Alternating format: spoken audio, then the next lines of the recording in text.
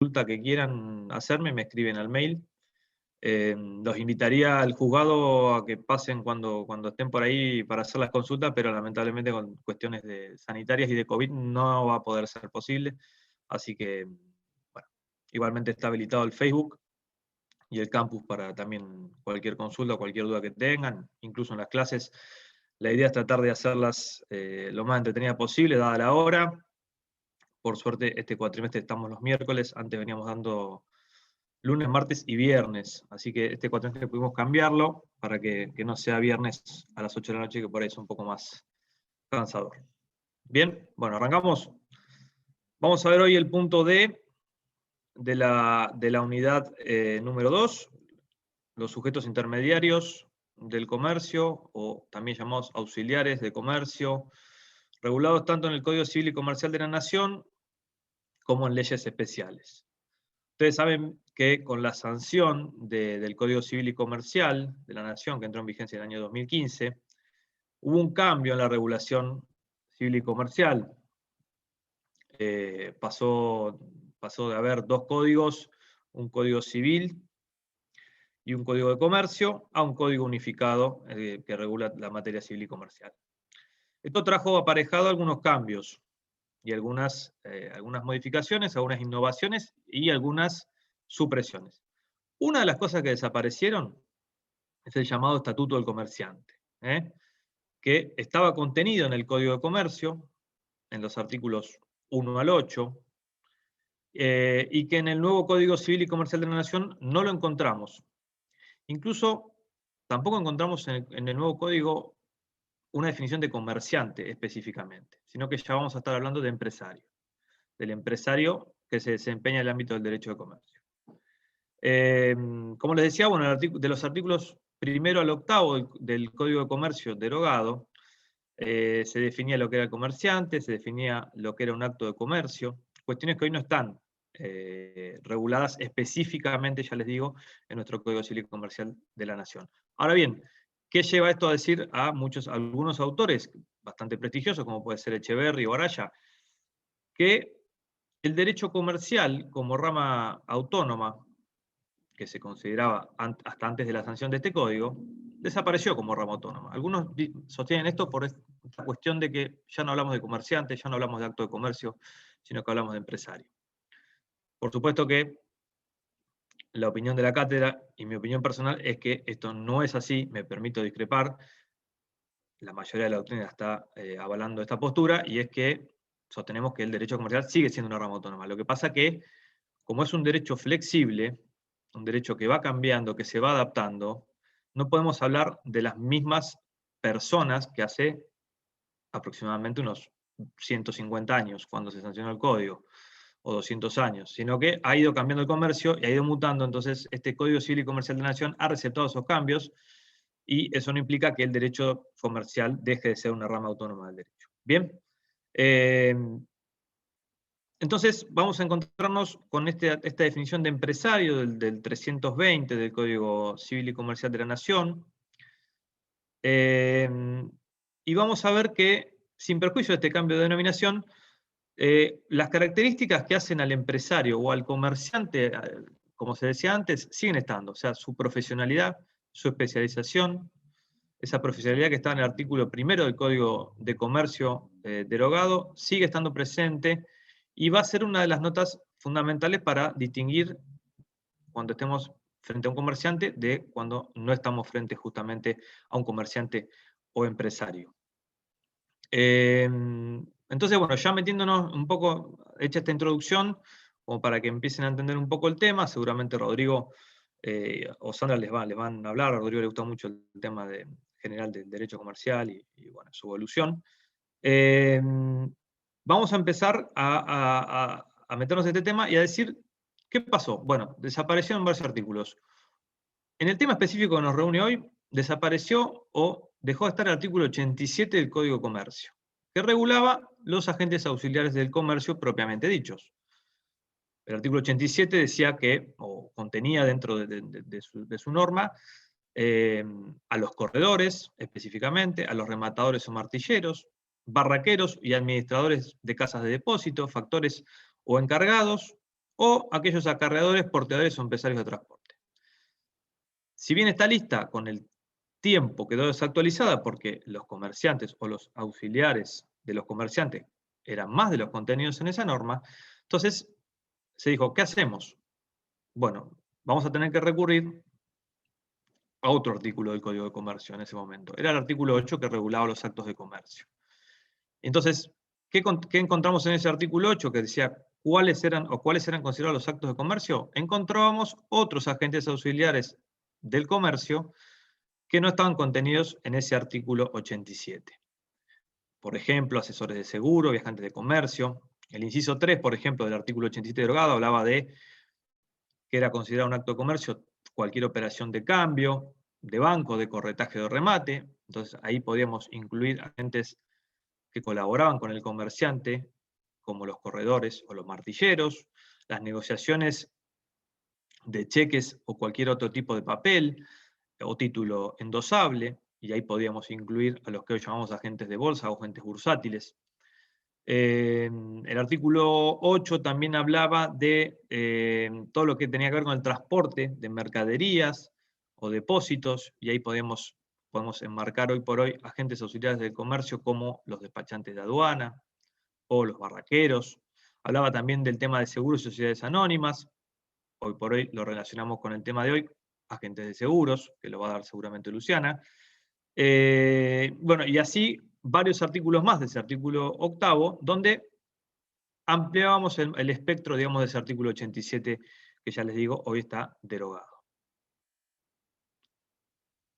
Relacionamos entonces este tema de los agentes auxiliares. Ahora les voy a dar una definición de lo que es un agente auxiliar del comercio, lo vamos a clasificar y todo, pero antes que eso quiero que entiendan por dónde viene la mano.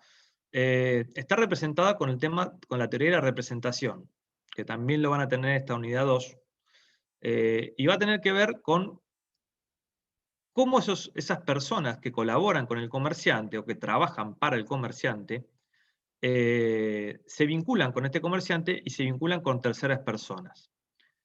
¿Y por qué digo que tiene relación con la teoría de la representación? Porque cuando hablamos de representación o de mandato, ya no vamos a hablar de una actividad por cuenta propia de ese agente auxiliar de comercio, si bien puede ser para otra persona, pero actúa a cuenta propia, sino que cuando hablamos de representación, vamos a hablar de representar directamente a otra persona por nombre de otra persona.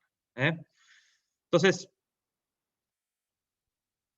la regulación, para hablar del marco normativo, de los agentes auxiliares del comercio, va a estar un poco desperdigada hoy por hoy. Vamos a tener el Código Civil y Comercial de la Nación, que va a regular la actividad de los comisionistas, de los corredores, del mandato, cuando les toque ver mandato. Van a tener leyes especiales que van a regular la actividad de corredores y martilleros, de los agentes bursátiles, de los despachantes de aduana, de agentes de seguros, viajantes de comercio y barraqueros, y van a también encontrar normativa que va a regular la relación de dependencia, cuando estas personas tengan una relación de dependencia laboral, y ahí van a tener que recurrir a las normas del derecho laboral. Entonces, para elaborar una definición de auxiliar de comercio, agente auxiliar de comercio, podemos decir que estas personas van a ser todas aquellas personas que colaboran, acuérdense de esta palabra, colaboran directamente con la actividad jurídica o contractual del empresario, antes llamado comerciante, y que, como bien les dije, está definido este empresario en el artículo 320 del Código Civil y Comercial de la Nación como aquel que va a realizar una actividad económica organizada, siendo ya un titular de una empresa, un establecimiento industrial, agropecuario o de servicios. Entonces, estos agentes auxiliares del empresario van a poder dividirse en dos grupos. Por un lado, los agentes auxiliares subordinados, o sea, aquellos que van a estar vinculados con el comerciante o empresario por una relación de subordinación o dependencia, como bien dice el nombre de la clasificación. Entonces, el empresario va a celebrar contratos de trabajo con estas personas para que formen parte de su empresa, pudiendo desarrollar la relación de empleo dentro del establecimiento o fuera del establecimiento de este empresario. Pudiendo distinguir entonces dos subclases dentro de esta clase: el personal interno, ejemplo, factores, empleados o dependientes, o el personal externo, como pueden ser viajantes de comercio, o sea, aquellos que van a determinadas localidades y van a realizar una actividad para el empresario en otro lugar diferente del establecimiento del empresario. Por otra parte, en el otro grupo, dentro de esta clasificación, vamos a encontrar a los auxiliares autónomos, ya no subordinados o dependientes, sino autónomos, aquellos que van a trabajar para el empresario o comerciante, pero en forma independiente. O sea, no va a haber una relación de subordinación en este caso. Van a actuar generalmente o frecuentemente como una característica general, como intermediarios y en su propio beneficio, y acá podemos encontrar a los, ya les mencioné, a los corredores, rematadores, mandatarios, comisionistas o agentes de comercio. Hoy vamos a ver algunas clases de auxiliares autónomos. Vamos a ver a los martilleros y corredores, vamos a ver un poco de agentes bursátiles y si llegamos por ahí vemos lo que es despachante de aduana. ¿Bien? ¿Hasta acá vamos bien? Bien. Bueno, martilleros y corredores. Los corredores, o también denominados mediadores por algunos, son las personas que van a mediar justamente, profesionalmente, entre la oferta y la demanda para facilitar o promover la conclusión de negocios. Acuérdense de esta palabra, van a mediar, no van a intermediar. Y ahora, en un ratito les voy a contar por qué es importante esta palabra, pero fíjense en esta palabra porque es mediar. Esto va a tener consecuencias tanto para la responsabilidad de estos corredores en su desempeño profesional, como también en el derecho a cobrar una comisión por su trabajo. Los corredores no van a estar ligados a ninguna de las partes por una relación de subordinación o representación. Lo que van a hacer va a ser justamente acercar a dos o más partes para concretar un negocio. En cuanto al marco normativo de estos corredores, recuerden, ya les dije, van a estar regidos por el Código Civil y Comercial de la Nación, no solamente, sino también por una ley nacional, que es la 20.266, y por una ley provincial, que es la 10.973. Entonces, el marco normativo de la actividad de los corredores va a ser una especie de trilogía normativa, donde van a tener una base que va a ser el Código Civil y Comercial de la Nación, y leyes específicas como esta ley nacional o provincial que les mencioné. Como requisitos para ejercer el corretaje, bueno, van a tener que tener un título universitario, van a tener que estar matriculados, van a tener que llevar algunos libros y van a tener obligaciones, prohibiciones y responsabilidades que vamos a desarrollar ahora a continuación. En el Código Civil y Comercial de la Nación, la actividad de corretaje, para que tengan una idea, artículos 1345 y subsiguientes. Entonces va a existir un contrato de corretaje, si quieren una definición, cuando una persona, que va a ser el corredor, se va a obligar a mediar entre dos o más partes, para la conclusión de uno o varios negocios sin tener una relación de dependencia o representación. Ese es el contenido del artículo 1345 del Código Civil y Comercial de la Nación. Eso por el lado de los corredores. Por el lado de los martilleros van a actuar por mandato de alguna de las partes o van a actuar por una orden judicial para que sean auxiliares del juez. Y su función va a ser proponer cosas destinadas a la venta. Va a ser justamente el que desarrolla los remates. ¿Qué va a ser un remate? Bueno, un remate va a ser un acto de intermediación, acá sí hablamos de intermediación, por el cual el martillero va a adjudicar determinados bienes, que pueden ser muebles o inmuebles, o incluso derechos, también se pueden subastar derechos, al mejor postor mediante un procedimiento denominado subasta. Entonces, puede ser designado, acuérdense, tanto por partes o por personas, de existencia visible o ideal, o puede actuar como auxiliar de la justicia. Son dos funciones que va a tener el martillero hoy por hoy. Va a tener derecho a que se le reintegren los gastos de su gestión, igual que el corredor, y va a tener también derecho a una comisión. ¿Bien? Bueno, esos son los dos grupos que vamos a desarrollar ahora. Empezamos por el régimen de los corredores. Definido ya el corredor, definido el contrato de corretaje, vamos a decir que este contrato de corretaje va a ser indelegable. ¿Por qué indelegable? Porque las partes van a tener en cuenta la calidad o las características de este corredor para que contratarlo y que trate de acercar a las partes para llevar a cabo el negocio, para el cual le encomendamos su tarea. Va a tener que ser profesional, imparcial y autónomo. Esas son las características del contrato de corretaje y también de la actividad del corredor. Como les dije, se le va a diferenciar del mandato o de la representación propiamente dicha, porque en el mandato el mandante va a actuar a nombre de otra persona, mientras que el corredor va a actuar a nombre propio, pero por cuenta de estas dos o más partes que lo contratan para llevar a cabo un negocio determinado. En cuanto a esta palabra, yo le dije mediación, que media entre dos o más partes, tengan en cuenta que va a tener una relación muy particular con su responsabilidad profesional. ¿Por qué? Porque si hablamos de mediar o de acercar a dos o más partes para la conclusión de un negocio, esto tiene relación con la responsabilidad profesional del corredor. ¿Qué quiero decirles? Que si no llega a concretar ese negocio o ese contrato para el cual le encargaron, digamos, llevar a cabo su función, en principio no le va a generar una responsabilidad profesional, salvo que se pruebe que hay una negligencia, digamos, en esa actividad de mediación por parte del corredor. ¿Y esto por qué? Porque hablamos de que la responsabilidad del corredor va a ser regida por una responsabilidad de medios o una obligación de medios, justamente que tiene que ver, a diferencia de una obligación de resultado, con una obligación de diligencia o de acercamiento de partes. Diferente si yo al corredor le encargo un resultado determinado, cosa que no va a ser posible justamente por las características de la actividad. Cuando yo le encargo a alguien un negocio determinado o un resultado determinado, esa obligación va a pasar a ser de resultado, y si esa persona no cumple con lo que yo le encargué, o sea, con ese resultado, generalmente no va a tener derecho a una comisión. Diferente del caso del corredor.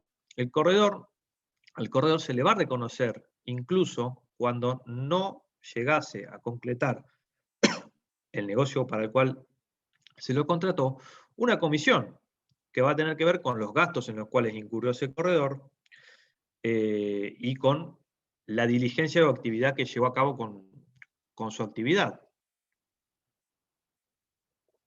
En este sentido hay un fallo, que es el fallo Kleiner de la Suprema Corte de Justicia de la Provincia de Buenos Aires, año 2016 o 2015, creo 2015 si no recuerdo mal, en el cual se le reconoció a un corredor un derecho a cobrar una comisión cuando él no había podido llegar a acercar a las partes para la conclusión del contrato. ¿Y por qué? ¿Por qué es importante reconocerle al corredor una obligación de medios o una actividad de mediación? Porque si no, las partes muchas veces lo que hacen es aprovecharse de la actividad del corredor, usar los servicios del corredor para encontrar otra persona o otras partes con las cuales celebrar el negocio o la actividad que quieren desarrollar, y por afuera las partes celebran el negocio jurídico y lo dejan afuera del corredor del pago de los honorarios. Entonces, eso es injusto, obviamente, para el corredor, que aportó tiempo, dinero, sus conocimientos, su profesionalidad en la actividad, y le quieren, en criollo, robar los honorarios al corredor o no pagárselos. Bueno, este fallo Kleiner lo que hace es, justamente en un caso similar a este que le estoy contando, reconocerle justamente el derecho a comisión al corredor. Acá yo tenía un link para pasarles, a ver si se los puedo copiar al chat, que es un artículo.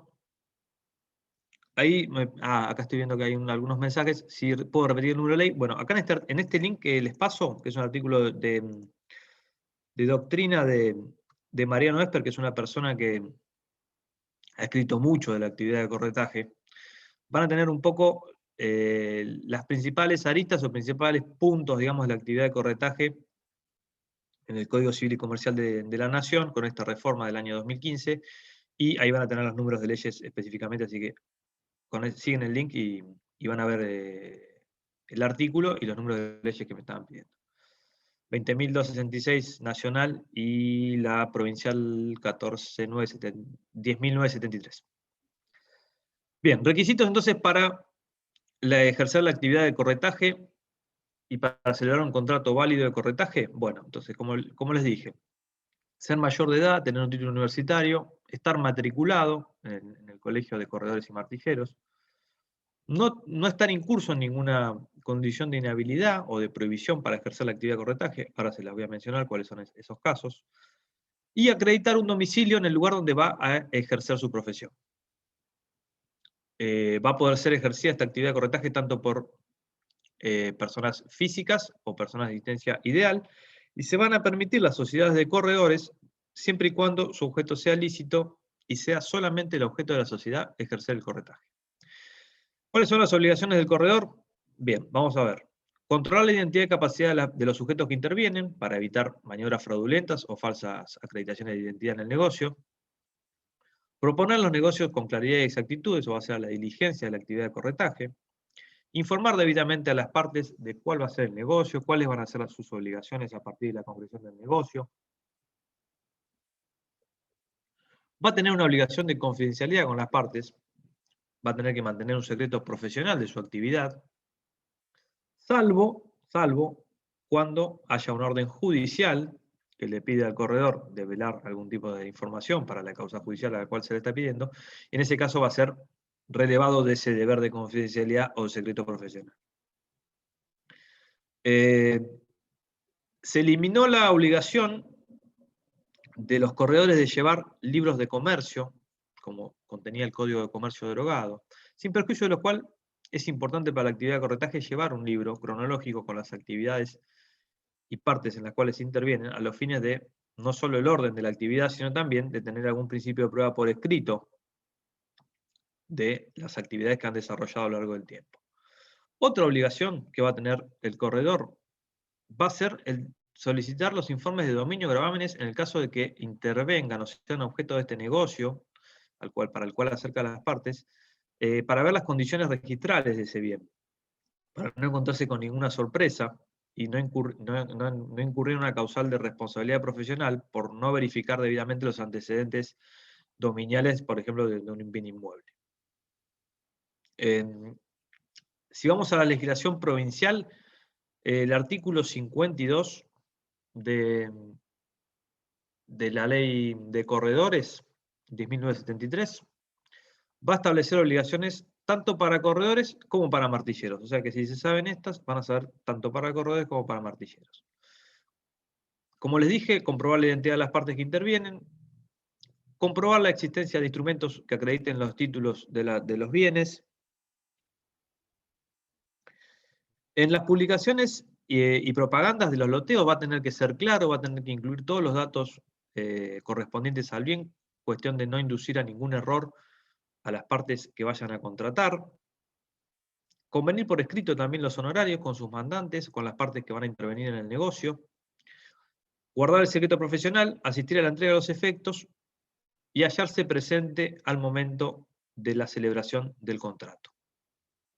Por otro lado, va a tener un deber de aceptar los cargos para los cuales la justicia le requiere su servicio, salvo que haya alguna causal de excusación que tiene que expresar debidamente. No va a tener que abandonar la gestión para la cual se le encomendó indebidamente o sin aviso a las partes.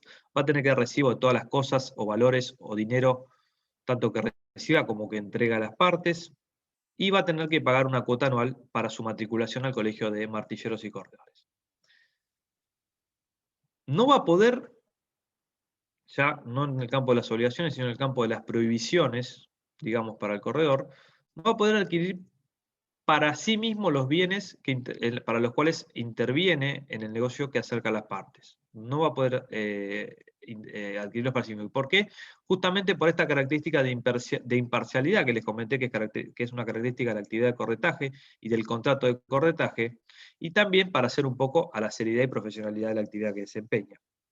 Concretamente, en el artículo 53 estamos hablando de la ley 10.973 provincial, que va a tener una modificación de la ley 14.085, y va a contener alguna serie de provisiones más. Por ejemplo, practicar descuentos o bonificaciones violando, digamos, los mínimos legales. ¿Y esto por qué? Porque De esta manera, si yo hiciera descuentos por fuera, por fuera del mínimo legal, estaría incurriendo en una causal de competencia desleal con el resto de mis colegas. Entonces, voy a traer clientela cuando en realidad hay una ley que estipula cuáles son los mínimos o máximos honorarios que se pueden cobrar para la actividad. No va a poder tener participación en el precio, digamos, que se obtenga, ya sea en el remate o en el negocio que tuviera a su cargo. No va a poder constituir sociedades con personas inhabilitadas o que tengan alguna condena de tipo penal, justamente para hacer un poco a la profesionalidad de la actividad. Y por otro lado, también, cuando yo les dije que no podía formar sociedades con personas que estén inhabilitadas, va a haber también en la ley provincial causales de inhabilitación. ¿Y cuáles van a ser? Justamente las condenas con accesorios de inhabilitación para ejercer cargos públicos. Cuando una persona ha sido condenada por este motivo, o por hurto, o por robo, o por extorsión, no va a estar inhabilitado para ejercer la profesión de corredor. También van a estar inhabilitados los fallidos, mientras dure su inhabilitación, y aquellos que han sido excluidos del ejercicio de la actividad por una sanción disciplinaria. Ahora vamos a ver todo lo que tiene que ver con el régimen de sanciones a los corredores. Tampoco van a poder ejercer la profesión de corredores los magistrados o funcionarios o empleados de la Administración de la Justicia Provincial o Nacional, los eclesiásticos, miembros de las Fuerzas Armadas o de las Fuerzas de Seguridad, y aquellos que ejerzan de modo regular y permanente otra profesión o cargo para cuyo desempeño se requiera otro título habilitante. O sea, somos corredores, no podemos tener otro título, porque si tenemos otro título no vamos a poder ejercer la profesión de corredores. Solamente tenemos que ser corredores para ejercer esta actividad o esta profesión. Bueno, entrando en el régimen de sanciones, que les mencioné recién, la ley también va a contener qué tipo de sanción se puede aplicar a un corredor que viola los deberes éticos o incurre en una violación de las normas justamente tanto del Código Civil y Comercial como pueden ser las leyes especiales que regulan la materia. ¿Cuáles van a ser estas sanciones? Bueno, por un lado puede ser la amonestación escrita, por otro lado puede ser la multa, una multa de hasta 20 cuotas colegiales, de estas que yo les decía que tienen que pagar para matricular o para mantener la matriculación en el colegio. Otra sanción puede ser la suspensión en el ejercicio de la profesión, hasta 2 años. Y la más grave, si vamos en un orden decreciente ascendente de sanciones, es la cancelación de la inscripción en el registro de matrícula y por ende la inhabilitación para poder ejercer la profesión de corredor. ¿Cómo es el mecanismo? Bueno, el mecanismo para aplicarle una sanción a un corredor tiene que ver con o bien una denuncia que puede ejercer un colega o un particular ante el Tribunal de Disciplina del Colegio de Matrilleros o Corredores, o bien una actuación de oficio justamente de este Tribunal de Disciplina cuando detecta que algún corredor está incurriendo en una violación, algún deber o alguna norma de la profesión. Bueno, aplicada esta sanción, el corredor va a tener la posibilidad, por supuesto, de recurrirla ante el propio Tribunal de Disciplina, y si este Tribunal de Disciplina le mantiene la sanción, va a tener la posibilidad de recurrir al Consejo Superior del Colegio de Martilleros y Corredores de la provincia de Buenos Aires. Si este organismo mantiene la sanción, la única vía que le va a quedar expedita al corredor para poder revertir la situación de su sanción va a ser recurrir a la justicia. Bien, a la justicia contenciosa administrativa, y ya dejar de lado la vía administrativa, entre comillas, del Colegio de Martilleros y Corredores, y ya iniciar un juicio para que esa sanción sea revocada o levantada. Uno de los últimos temas que me interesa que vean del tema de corretaje es el tema de la comisión, que algo ya hablamos o algo les comenté. Para la comisión del corredor tenemos mínimos y máximos legales, que no pueden ser perforados, digamos, en cuanto al mínimo. Podemos manejarnos en ese margen, digamos, que estipula la ley. Y, por supuesto, que va a tener derecho a estipularla dentro de ese margen. Si no la estipula, se va a estar a la comisión habitual o a los usos y costumbres del lugar de celebración del negocio, y si no se ponen de acuerdo, porque no se fijó por el contrato a la comisión, van a tener que recurrir al juez para que se fije esa comisión. Para percibir la comisión, entonces recuerden que tiene que estar matriculado y tiene que haber una operación, ya esté concluida o no concluida, pero con una actividad diligente y con gastos realizados por el corredor. Recuerden el tema de la obligación de medios en cuanto a la comisión. Como la actividad de corretaje es una actividad de medios, una actividad que busca el acercamiento de las partes, va a haber un derecho a una comisión, ya sea que el negocio no se concluya. Siempre acuérdense que sea una actividad diligente. Si el corredor hizo muy poco o actuó de forma negligente o con culpa y el negocio no se celebró por eso, por supuesto que no va a tener derecho a la comisión en ese caso. Va a perder su derecho a la comisión. Sí, generalmente va a tener, aún en ese caso, el derecho al reembolso de los gastos en los que incurra. Le hablaba de los topes o el marco que fija la ley para estipular la comisión o honorarios de los corredores y martilleros, y ahí van a tener que ver el artículo 54 de la ley provincial. Voy a hablar lo más importante, lo que me parece a mí más importante que ustedes sepan. En cuanto a los martilleros, ¿cuál va a ser la comisión? En el caso de subastas de inmuebles va a ser entre un 1,5 y un 3% del valor de la subasta a cargo de cada parte. Si fuera una subasta de automotores o de rodados, entre 5 y el 10%, pero esta vez a cargo del comprador, no de cada parte, sino a cargo del comprador. Y si era subasta de un fondo de comercio, entre un 2,5 y un 5% a cargo de cada parte. En el caso de los corredores, si intervienen o ayudan a la celebración de la venta de un inmueble, va a ser entre el 1,5 y 3% a cargo de cada parte. En el caso de los rodados va a estar entre un 3% y un 6% a cargo del comprador.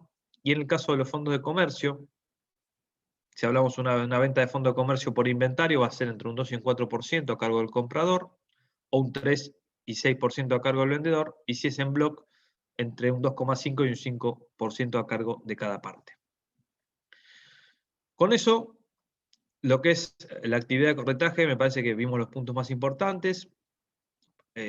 Para mí, lo más importante que les tiene que quedar claro es cuándo tiene derecho a cobrar una comisión el corredor, por qué, cuál es la naturaleza de la actividad de la responsabilidad o de la actividad de corretaje, que les hablaba de la mediación o del acercamiento de las partes y la obligación de medios, y tengan en cuenta los porcentajes generalmente que se estipulan de honorarios para cada actividad, estas fundamentales que les mencioné, y con eso creo que el régimen de corredores está cubierto. Pasamos al régimen de martilleros. Martilleros, ya vamos a hablar de martilleros o rematadores. Van a ser los encargados de celebrar o de llevar a cabo un remate o subasta pública de un bien, ya sea mueble o inmueble. Hoy por hoy, en el proceso judicial, ya hace unos años, hay un cambio radical en el tema de la subasta. ¿Y por qué les hablo de un cambio radical? Porque históricamente la subasta, ya sea judicial o extrajudicial, se realizó en recintos, a viva voz, con concurrencia de personas, y específicamente en el caso de la subasta judicial, se realizaba generalmente en el colegio de martilleros y corredores, pero con algún tipo de inconveniente. ¿Por qué? Porque había una actuación de un determinado grupo de personas, conocido como la Liga, que por ahí quería influir en el resultado de la subasta, y eso llevaba a inconvenientes y a manejos que no hacían a la transparencia justamente de un acto judicial propiamente dicho. Con la llegada de la subasta electrónica, esos inconvenientes se han visto superados en gran parte. Ya no hablamos de una subasta que se lleva a cabo en un salón, no, subasta judicial estamos hablando, ¿verdad? Una subasta en un expediente judicial. La subasta electrónica se va a llevar a cabo por medios justamente virtuales. Ya en el año 2014, la Corte, mediante la resolución 102/14, comenzó a empezar a hacer pruebas pilotos de estas subastas electrónicas en La Plata, Posteriormente, en 2015 ya amplió esas pruebas a otros departamentos judiciales, puntualmente acá en Mar del Plata. El juzgado civil comercial número 1 fue uno de los primeros que comenzó con esta prueba piloto de subasta electrónica, hasta que finalmente se modifica el Código de Procedimiento Civil y Comercial, el artículo 562, y se dicta por parte de la Corte Provincial una acordada, que es la acordada 3604, con un anexo, donde no solo se cambia el régimen de subasta, sino que se lo reglamenta y se especifica cómo tiene que ser, cómo se tiene que llevar a cabo. ¿Cómo es la subasta electrónica? Bueno, se mantiene en el proceso judicial una base que es el decreto, o sea, la orden del juez de realizar la subasta de un bien, mueble o inmueble. Eso está igual en ambos sistemas, el viejo y el nuevo. Se sortea un martillero por medio del organismo de contralor. Este martillero va a aceptar el cargo. Hoy por hoy esa aceptación de cargo ya es virtual, mediante la presentación del escrito electrónico. Y en ese decreto de venta que les mencionaba, el juez va a estipular cuáles van a ser las condiciones de venta de ese bien inmueble o mueble. ¿Con esto qué quiero decir? ¿Cuándo se van a publicar los edictos? ¿Dónde se van a publicar los edictos que van a dar? Los edictos son los que dan a publicidad, digamos, esta subasta. ¿Por cuánto tiempo se van a publicar esos edictos? ¿Cuál es la descripción del bien? ¿Cuándo va a ser el día de visita? ¿El horario de visita? Y va a fijar un depósito en garantía. ¿Qué es esto? Es un porcentaje que es un 5% de la base de la subasta. La subasta generalmente sale con una base. ¿Qué va a ser la condición, o una de las condiciones que va a tener que cumplir la persona que va a querer participar de esta subasta? ¿Cómo se hace para participar de la subasta? Bueno, hay un registro en la Corte Provincial donde uno puede anotarse y poner sus datos personales y otras cuestiones más, y puede participar en las subastas de las cuales está interesado. Pero cada vez que uno va a participar de una subasta, va a tener que hacer un depósito en garantía, que es este 5% que les estoy hablando, como también para darle un marco de seriedad, digamos, a la participación en la subasta. Si no, por ahí en una subasta tenemos la participación de 1 millón de personas que no ponen un peso, y eso haría un poco engorroso el trámite de la subasta. Entonces, se pone este depósito en garantía del 5%, las personas se inscriben, digamos, en este registro de la Corte Provincial, y se fijan determinados tramos de pujas. Antes, en la subasta física, digamos, por llamarla de alguna manera, cuando se realizaba en un salón, había una base, se comenzaba a pujar, se subía de a 2.000, de a 3.000, de a 4.000, de a 5.000 pesos, hasta llegar a un monto final por el cual se adjudicaba el bien a una persona. En este caso vamos a hablar en la subasta electrónica de tramos de pujas, que van a ser tramos fijos, que va a estipular el juez, va a fijar en este decreto de venta que les decía. Entonces, automáticamente cuando nosotros queremos aumentar la oferta, ya ese tramo va a ser fijo o va a ser un monto fijo, entonces el proceso está más automatizado y no puedo elevar la oferta por el monto que yo quiero, ¿bien? Sino por el monto que fija el juez. Celebrada la puja, resulta una persona adjudicada, se devuelven los depósitos en garantía que han realizado los demás postores que no resultaron adjudicados del bien, y el martillero se va a presentar en el expediente, va a rendir cuentas de la operación. ¿Qué quiere decir esto? Va a traer los gastos en los cuales incurrió, los gastos de publicidad, va a informar quién fue el adjudicado, por qué monto, etc. Y se va a celebrar un acta de adjudicación en el juzgado, donde se va a formalmente poner el nombre de la persona que resultó adjudicada, y se va a aprobar el remate, si está todo en orden. Y luego de esto, e integrado el saldo de precio, porque el saldo de precio se integra con posterioridad, digamos, a esta adjudicación virtual que hace el martillero en el acto de subasta electrónica, se va a poner en posesión del bien, digamos, que se compró en la subasta al adquirente. Antes de poner en posesión del bien, bueno, ahí el martillero va a tener que cobrar su comisión. ¿Bien? Entonces, este es por ahí el tramo importante, digamos, en lo que hace a la actividad del martillero, más allá de su actividad dirigente en la subasta. Si él no cobra la comisión para el acto de adjudicación, no se va a poner en posesión del bien aquel que compró en subasta. ¿Qué ventajas y qué desventajas podemos encontrar en esta subasta electrónica? Bueno, ventajas, una mayor seguridad, una mayor transparencia. Seguridad, digo, en cuanto a no solo los medios informáticos que se emplean, digamos, en el acto de subasta electrónica, sino también en cuanto al manejo del dinero. ¿Por qué? Antes en el acto de subasta, cuando se realizaba un salón, se dejaba una seña, digamos, el que compraba ponía un 10%, si no recuerdo mal, del monto por el cual se adjudica, digamos, la subasta, y el martillero tenía que ir con esa plata a depositarla al banco a la orden del juzgado. Eso hoy por hoy no sucede, sino que queda depositada electrónicamente, con los tramos de puja, y en eso se gana seguridad. Va a haber una mayor transparencia, ya no vamos a tener personas que por ahí que en el acto de remate quieren hacer algún manejo, o extorsionar a alguna persona, o apretar, entre comillas, digamos, a alguien para que no oferte. En ese punto se avanzó muchísimo, hay una mayor velocidad en el acto de subasta, y también hay un mayor acceso, digamos, para las personas que quieran participar de una subasta desde su casa, y no concurriendo a ningún lugar. Desventajas del sistema de subasta electrónica, pocas, por ahí tal vez un poco el ayornamiento a este sistema de subastas. Tal vez las personas que tienen más años de ejercicio en la profesión les puede llegar a costar un poco más que a los más jóvenes, por todo este tema virtual o este tema electrónico. Y nada más. Básicamente son más las ventajas que las desventajas. Eso en cuanto a subasta electrónica.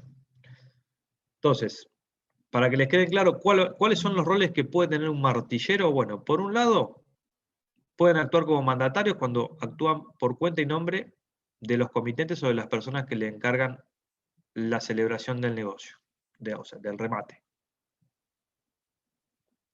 O bien puede actuar como auxiliar de la justicia cuando es sorteado o designado en una causa judicial para rematar un bien justamente en un expediente. En cuanto a las obligaciones, algo ya vimos, artículo 52 de la ley 10.973. A diferencia tal vez de los corredores, van a tener que llevar los libros de la Ley Nacional de Martilleros, no es tan flexible como el régimen de corredores. En este caso hablamos del libro diario, libro de entradas y salidas, cuentas de gestión, archivo de documentos. En caso de martilleros, esto es obligatorio. Van a tener que comprobar también, igual que los corredores, la existencia de títulos invocados por las personas que van a disponer del bien a rematar. En el caso de los inmuebles van a tener que contratar también las condiciones de dominio, por supuesto, las anotaciones personales de los titulares de los bienes que dan a remate. Van a celebrar generalmente un contrato por escrito, un convenio escrito, para disponer del bien, y donde van a incluir también los gastos de remate y generalmente también su comisión. Van a tener que cumplir con las condiciones de publicidad estipuladas, sea por el juez o sea por la ley de corredores y martilleros. En cuanto a la publicidad, van a tener que respetar no solo eso, sino también la fecha, hora y lugar y ubicación, digamos, del remate. Van a tener que arbitrar los medios necesarios para que las personas puedan, antes del remate, examinar el bien, ya sea un bien mueble o inmueble. Y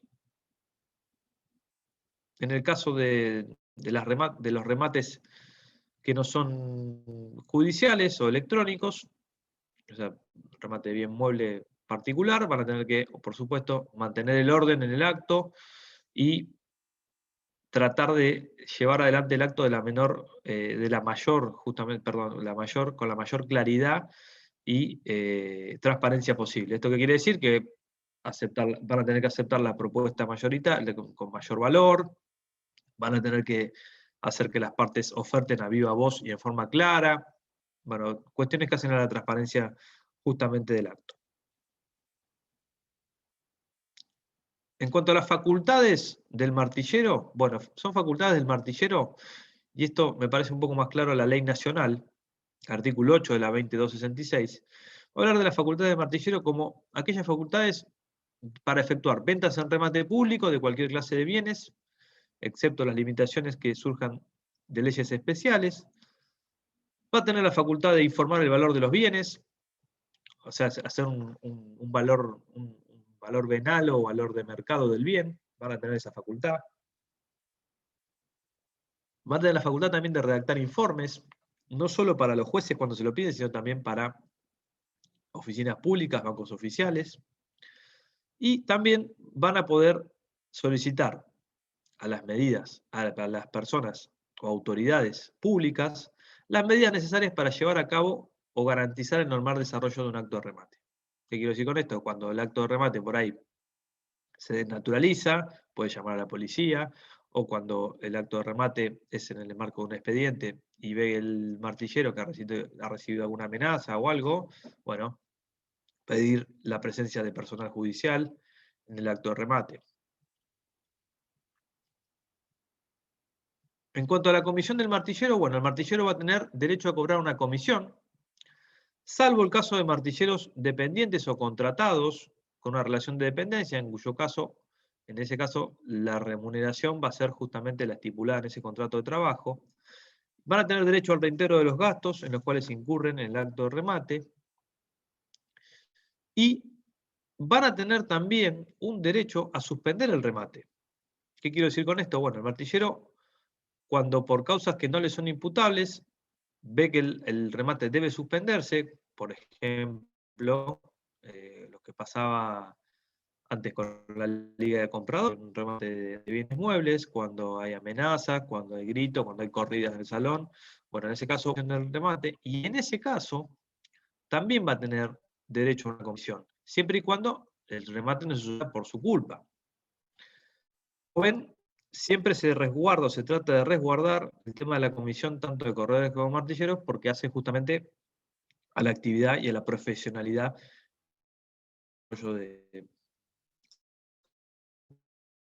de su actividad. En cuanto a la determinación de la comisión, son los porcentajes que estipula la ley. En el caso de una regulación de un horario judicial también se van a tener en cuenta estos porcentajes. Y con eso me parece que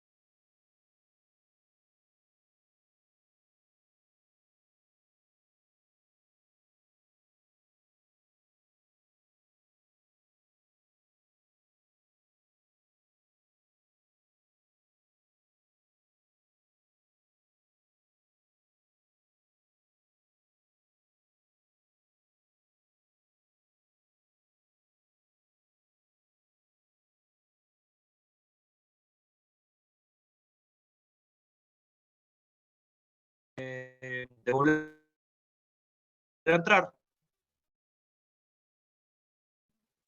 ¿Me escuchan, chicos? Si no, salgo Se te escucha muy y vuelvo a cortado. entrar. ¿Puede decir?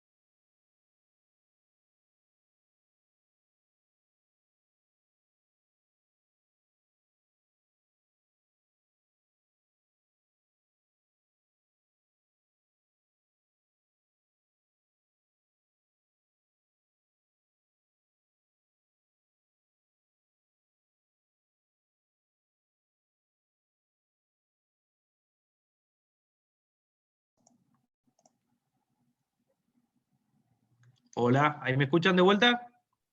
Sí, ahora sí. Sí. Bueno, perfecto. Ahora sí. Bien, perfecto. Bueno, con eso que les conté, con la cuestión de la facultad de los martilleros, terminamos lo que es régimen de martilleros. Esos son los temas más importantes. Cualquier duda me preguntan, tanto de corredores como martilleros. Leyendo la normativa y con las cuestiones que vimos en clase, no van a tener inconveniente. Vamos a ver un poquito para terminar la cuestión de agentes de bolsa y ley de mercados de capitales, la ley 26831, que fue modificada por la 27740. Hoy más que nada vamos a hablar de los agentes que intervienen en el mercado de capitales. Va a haber una unidad específica de la unidad 7, me parece, que es la de mercado de capitales. Generalmente la da el doctor Cataldo, es un tema que maneja muy bien y que le gusta aparte de darlo. No los voy a complicar con el desarrollo o meterme muy de lleno en el mercado de capitales. Sí quiero que sepan cuáles son los agentes o sujetos que intervienen en las operaciones bursátiles, pero solamente en cuanto a la intervención de esos agentes, nada más. No vamos a profundizar el tema de la operatoria, digamos, en sí del mercado de capitales. Los agentes auxiliares o agentes autónomos del comercio en la bolsa se van a llamar agentes de bolsa, justamente.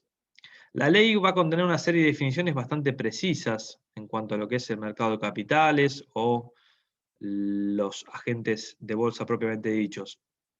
En el mercado de capitales, para que tengan una idea, es el lugar donde se ofrecen públicamente valores negociables o otros instrumentos, digamos, autorizados para justamente ofertarse en ese mercado de capitales mediante la negociación justamente de estos agentes de bolsa habilitados al público y generalmente no, con el Contralor de la Comisión Nacional de Valores. ¿Qué son los valores negociables? ¿Qué son estos valores negociables que justamente se negocian en este mercado de capitales? Bueno, van a ser, un ejemplo clásico son las acciones, títulos valores justamente emitidos en forma cartular que justamente van a tener un valor incorporado y en los cuales nosotros vamos a poder comprar en el caso de las acciones y participar justamente de sociedades que emitan estas acciones. También podemos hablar de valores negociables en cuanto a derechos creditorios también que pueden manejarse en este mercado de capitales o cuotas partes de fondos comunes de inversión, títulos de deuda, incluso también cheques de pago diferido. O sea, cualquier título que tenga un valor o un derecho de crédito y que justamente pueda entrar a negociarse en ese mercado de capitales. ¿Cuál es la principal función que va a tener el agente de bolsa? Bueno, en este caso va a intermediar, va a ser de intermediario en forma exclusiva en la compra y venta, digamos, de estos valores o de estos títulos negociables, de acuerdo a las normas que le impone la ley y los reglamentos justamente que rigen esta actividad. ¿Qué requisitos tenemos que cumplir para ser agentes de bolsa? Bueno, tenemos que ser mayores de edad, constituir una garantía en el mercado de valores para darle mayor seriedad a nuestra operatoria y sobre todo por los montos que va a manejar el agente de bolsa. Ser idóneo en el cargo, nos habla la ley de ser idóneo en el cargo, que es un término bastante ambiguo o vago si se quiere, pero va a estar relacionado más que nada con tal vez la solvencia moral o material que acredita ese agente de bolsa en el mercado, cuál es su reputación, cuáles son sus mandantes o sus clientes, y eso va a ser un poco a la idoneidad en el cargo. Si bien es un término vago, podemos fijar algunos parámetros en ese sentido. Otro requisito, también tiene que ser socio de la Bolsa de Comercio en la cual está adherido al mercado de valores donde opera. ¿Y esto para qué? Justamente para que no incurra en maniobras fraudulentas que puedan justamente perjudicarlo a él. Si él está como socio de esa bolsa de comercio, no se supone que no va a incurrir en ninguna maniobra que lo pueda perjudicar. El organismo de control, como bien les dije, es la Comisión Nacional de Valores y va a tener que guardar secreto también, un requisito común a lo que es la actividad de corretaje martillero, una confidencialidad con sus operaciones y los nombres de los terceros que le encomiendan justamente estas operaciones. ¿Con qué excepción? La misma que con la actividad de corredores y martilleros, que va a ser la orden judicial. Pero en el caso de los agentes de bolsa, puede haber alguna excepción más, como puede ser la orden que le emita la AFIP, por ejemplo, para investigar algún tipo de lavado de activos. No solamente vamos a hablar de una orden judicial para una excepción, digamos, en este punto. Si hablamos de las definiciones que contiene la ley en el artículo 2 va a definir cada clase de agente de bolsa que interviene en el mercado de capitales.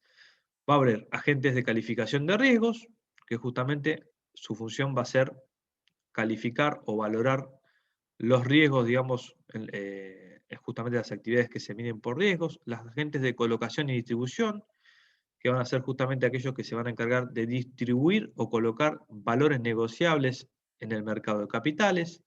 Va a haber agentes de corretaje, que van a ser personas jurídicas registradas en la Comisión Nacional de Valores, que van a tener como función, justamente poner en relación o mediar o acercar a dos o más partes para la conclusión de negocios sobre justamente valores negociables. Otra clase de agentes de bolsa van a ser los agentes de liquidación y compensación. Y en cuanto, yo les mencioné algunos requisitos en cuanto para la actividad, digamos, de agente de bolsa. El artículo 47 de la ley les va a hablar específicamente del registro. Van a tener que estar registrados y van a tener que contar con la autorización y registro de la Comisión Nacional de Valores, que va a ser justamente el organismo que les va a controlar. Y no van a tener que estar o incurrir, digamos, en prohibiciones e incompatibilidades justamente que norme la ley. El artículo 48 de la ley se encarga justamente de enumerarles cuáles van a ser esas prohibiciones o incompatibilidades. ¿Cuáles son las más importantes? Bueno, no van a tener que estar condenados justamente por delitos del artículo 166 a 180 del Código Penal, generalmente todo lo que tiene que ver con fraudes o quiebras fraudulentas. No van a poder tampoco ejercer la profesión de agente de bolsa fallidos y concursados hasta 5 años después de su rehabilitación. Funcionarios o empleados rentados de la nación o de la justicia, y aquellos a los cuales se le hubiera revocado o cancelado una inscripción anterior justamente como agentes de bolsa. ¿Por qué? Porque esto iría en contra de este requisito de idoneidad o solvencia que les mencioné al principio justamente de la actividad esta de agentes de bolsa. ¿Qué pasa cuando esta incompatibilidad sobreviene a la inscripción? O sea, yo me inscribí y después surge esta incompatibilidad porque me nombran en un cargo de la nación, porque me condenan en algún delito. Bueno, en ese caso la gente va a quedar suspendido hasta que la causal de incompatibilidad desaparezca. El artículo 49 le va a hablar de todo el procedimiento o trámite que tiene esta autorización necesaria para operar como agente de bolsa que va a emitir la Comisión Nacional de Valores. Generalmente tarda unos 20 días hábiles en resolverla. Y por supuesto la puede denegar. En caso de ser denegada, lamentablemente solamente se puede volver a pedir 2 años después justamente de esta denegatoria. El artículo 53 de la ley les va a regular, o les va a hablar, o les va a normar la cuestión relativa al secreto o a esta obligación de confidencialidad que les hablé hace un ratito.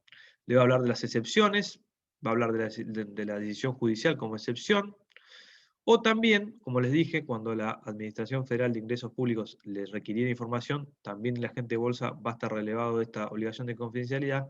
Incluso, ahora que me estoy acordando también, el Banco Central o la misma Comisión Nacional de Valores puede en algún momento requerir alguna información o algún informe, y en ese caso el agente de bolsa va a estar relevado justamente de guardar secreto con sus comitentes. Bien, hasta acá llegamos hoy. Nos quedan despachantes de aduana y agentes y viajantes de comercio por ahí para la próxima clase que les toque conmigo, y ya vamos a empezar a ver algún contrato en particular de la unidad, creo que 5, me parece. ¿Alguna pregunta o una duda que tengan?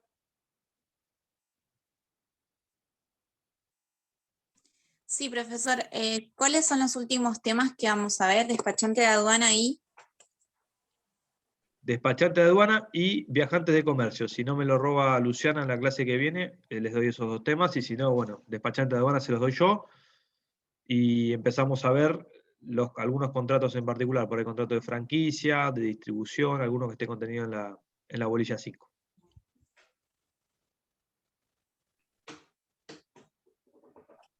¿Mañana hay plenaria? Mañana no sé si hay plenaria, la verdad que no sabría decirte, no vi el cronograma. Deberían avisarles con más, tal vez no sé si les publicaron el programa en el centro o en Facebook. No están publicados ahí el cronograma, me parece que ahí está cuando hay clase plenaria los jueves, no sé si todos los jueves tienen clase plenaria. Ay, Me gracias. parece que todavía no tienen. No hay plenaria, profesor. Sí, Ya ayer el doctor Cataldo había comentado que por ahí hasta el segundo parcial no había plenarias, hasta la segunda parte. Sí, me parece que sí, porque me parece que las plenarias van a tener que ver con algo de seguros y todo lo que tiene que ver con derecho marítimo y de la navegación, que me parece que les va a entrar justamente para el segundo parcial. Gracias chicos también. Bueno chicos, nos vemos seguramente en 15 días. Cualquier duda, pregunta, ahí les pasé el mail y cualquier cosa, bueno, si armamos el grupo WhatsApp, más fácil. ¿Bien? Gracias. Gracias. Bueno, gracias. Nos vemos. Buenas noches. Hasta luego. Hasta Chao, luego. buenas noches. Hasta luego. Buenas Chao. noches. Hasta luego.